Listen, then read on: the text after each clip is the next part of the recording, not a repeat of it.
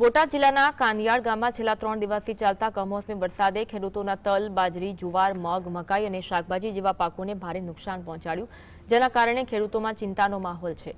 ખાસ કરી તલના પાકને સૌથી વધુ અસર થઈ, કારણ કે ખેડૂતોએ તૈયાર થયેલા પાકના પૂડા બનાવી વાડીમાં મૂક્યા હતા, પરંતુ વરસાદે આ પૂડાને ભીંજવી દીધા। પરિણામે તલની ગુણવત્તા બગડી ગઈ અને જે તલનો બજાર ભાવ એક મણ દીઠ 3500 રૂપિયા હતો, તે હવે માંડ 1000 રૂપિયામાં વેચાય તેવી સ્થિતિ સર્જાઈ। આનાથી ખેડૂતોને લાખો રૂપિયાનું આર્થિક નુકસાન થયું છે।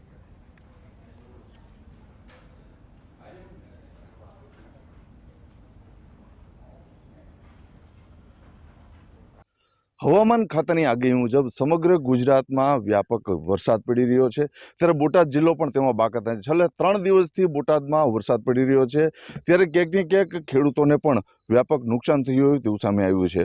બોટાદના કાનિયાડ ગામમાં જે ખાસ કરીને ખેડૂતોએ તલ, બાજરી, મકાઈ સહિતના અનેક પાકોનું વાવેતર કર્યું છે, ત્યારે તેમાં પણ વ્યાપક નુકસાન આવ્યું હોય તેવું કંઈક ને કંઈક સામે આવ્યું છે। આજે બોટાદના જીએસટીવીની ટીમ પહોંચી છે, આજે બોટાદ જિલ્લાના કાનિયાડ ગામે, ત્યારે આપણે બતાવવાનો પ્રયત્ન કરીશું। આ છે એક ખેડૂતનું ખેતર કે જેમાં જે તલનું જે વાવેતર હતું તે વાવેતર નો પાક લઈ લીધો હતો અને એના ઓઘા બનાવી અને મૂકેલા હતા, અને ત્યાં વરસાદનું આગમન થયું અને સમગ્ર પાક જે કહેવાય કે નુકસાન થયું છે। ખૂબ જ મોટા પ્રમાણમાં નુકસાન થયું હોય તેવું સામે આવી રહ્યું છે। આજે આપણે જે જોઈ રહ્યા છે તે એક ખેડૂતનું ખેતર છે, અને એમાં જે આ તલનું વાવેતર છે, આ તલનું વાવેતર જે આપણે જોઈએ, જે આ તલનું જે આજે પૂળા બનાવીને મૂક્યા છે, જે આમાં તલના જે અલગ અલગ જે ડુંડા છે એમાં ખૂબ મોટા પ્રમાણમાં નુકસાન છે। જે કહેવાય કે હવે આ તલ જે કહેવાય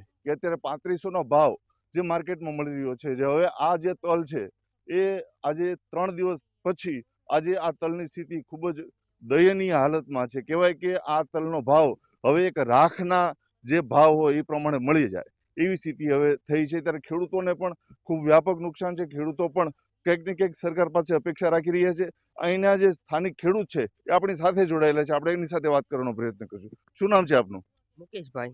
મુકેશભાઈ, અત્યારે આજે તમને જે તમારું વાવેતર હતું ખૂબ મોટું નુકસાન થયું, કેવું કેવું વાવેતર છે, કેવું નુકસાન? અમારે તલનું વાવેતર, મગનું વાવેતર, બાજરીનું અને મકાઈનું પણ વાવેતર કરેલું છે। એમાં ખૂબ નુકસાન થયેલું છે।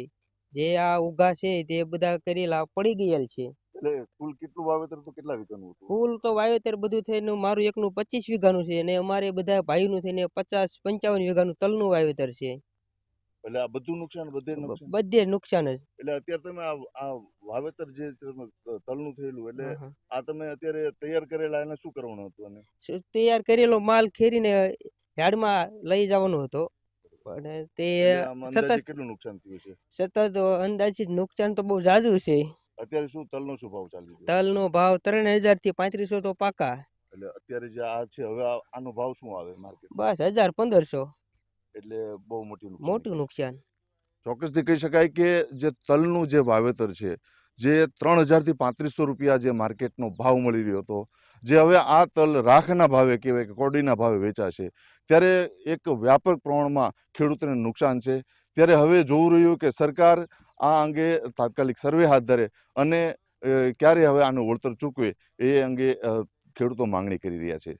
ધર્મેન્દ્ર લાઠીગરા, જીએસટી બોટાદ।